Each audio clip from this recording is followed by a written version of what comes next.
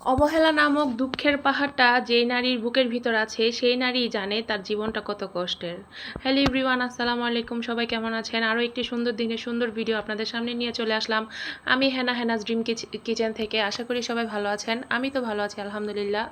তো ভিডিও শুরুতেই দেখিয়ে দিলাম আমি রান্না বান্না করছি। তারপর এখানে এসে দেখেন কিছু ফ্রুটস ভিজিয়ে নিলাম, এখানে বাচ্চাদেরকে কেটে দেবো। এখানে প্রথমে আমি পিল অফ করে নিচ্ছি অ্যাপেলটা কাটার পরে আমি এখানে সব ধরনের ফলগুলো বাচ্চাদের একে একে কেটে দিব।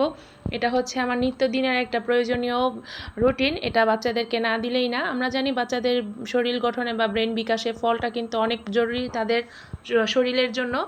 তো এখানে দেখেন অ্যাপেলটা কাটার পরে এখানে আমি মালটাটা কেটে নিচ্ছি। তো ভিডিও শুরুতেই যে একটা কথা বলেছিলাম, যেটা হচ্ছে অবহেলা নামক যেই পাহাড়টা আছে সেটা যদি কোনো নারীর জীবনে থেকে থাকে সেই জানে তার জীবনে প্রত্যেকটা নিঃশ্বাসে প্রত্যেকটা কদমে তার জন্য কত কষ্টের। তো আমরা এটা সবাই জানি, কিন্তু সবাই জানলেও হয়তো বা কারো কিছু করার থাকে না।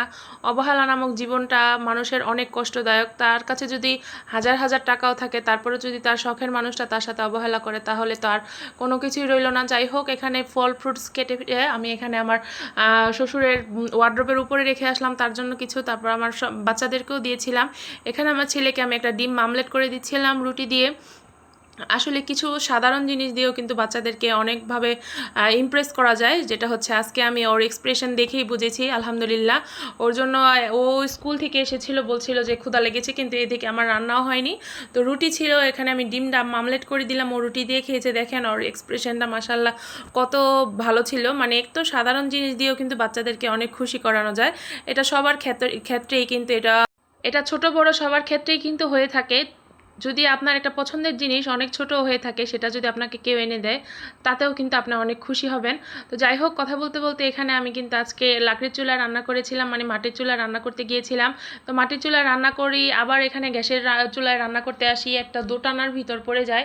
এজন্য আমি কিছুদিন যাবৎ কিন্তু গ্যাসেই রান্না করছি। এখানে পাতলা ডাল রান্না করেছিলাম আমি, এখানে রসুন পেঁয়াজ দিয়ে কিন্তু বাগার দিয়ে দিলাম। তারপর এখানে আমি কেটে রেখেছিলাম পটল আর করলা, সেটা এখন সুন্দরভাবে ভেজে নেব। একটু পরে আপনারা দেখতে পারবেন এখানে আমি রিং শেপের কিন্তু করলা নিয়েছি। এইভাবে কিন্তু করলা ভাজি করে খেতে অনেক মজা লাগে। আর বিশেষ করে পটলটা আমার খুবই একটা পছন্দের সবজি।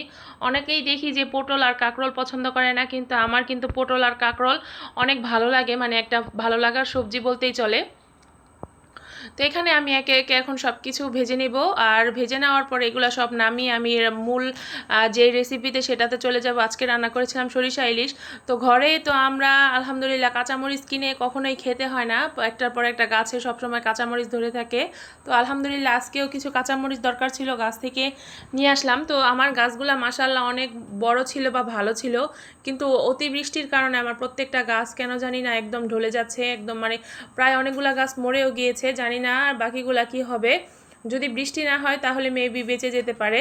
তো এখান থেকে এই মরিচগুলো যে নিলাম, একটা মরিচ খাওয়া কিন্তু অনেক দুষ্কর হয়ে যায়। তারপর অন্য গাছের থেকেও কিছু লাল লাল মরিচ নিয়েছিলাম, সেটার ভিডিও আর আপনাদের সাথে শেয়ার করিনি। তো এখন যে মূল রেসিপিটার কথা বলেছিলাম, এখন আজকে আমি রান্না করেছিলাম হচ্ছে সরিষা ইলিশ যেটা, আর পেঁয়াজ দিয়ে আর হচ্ছে সরিষা ব্লেন্ড করে নিয়েছিলাম।